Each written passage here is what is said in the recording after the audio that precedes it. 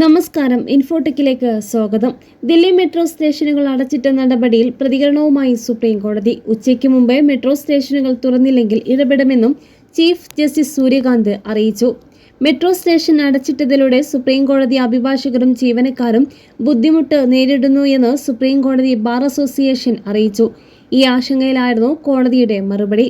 തിരക്കേറിയ 16 മെട്രോ സ്റ്റേഷനുകളാണ് ദില്ലിയിൽ അടച്ചത്. ലോക് കല്യാൺ മാർഗ്, രാജീവ് ചൗക്ക്, പട്ടേൽ ചൗക്ക്, രാമകൃഷ്ണ ആശ്രം മാർഗ്, ഗരാബ്ഗാവ് റോഡ്, സുപ്രീം കോടതി, സേവാർ തീർത്ഥം, ജനപത്, മണ്ഡി ഹൗസ്, കേന്ദ്ര secretariat, ITO, Delhi gate, Indraprastha, Khan market, Jor Bagh, Shivaji stadium എന്നിവയിലാണ് അടച്ചിട്ടിരിക്കുന്നത്. തലസ്ഥാന നഗരിയെ നിശ്ചലമാക്കിയും സാധാരണക്കാരുടെ യാത്രാ സ്വാതന്ത്ര്യത്തെ തടഞ്ഞും പ്രക്ഷോഭത്തിനെ അടിച്ചമർത്തിയുമാണ് മോദി സർക്കാരിന്റെ ഈ നീക്കം. പല മേഖലകളിലും തിങ്കളാഴ്ച യുവജനങ്ങളുടെ പാർലമെന്റ് മാർച്ചിന് മുന്നോടിയായി പ്രഖ്യാപിച്ച ഗതാഗത നിയന്ത്രണങ്ങൾ ഇപ്പോഴും നിലവിലുണ്ട്.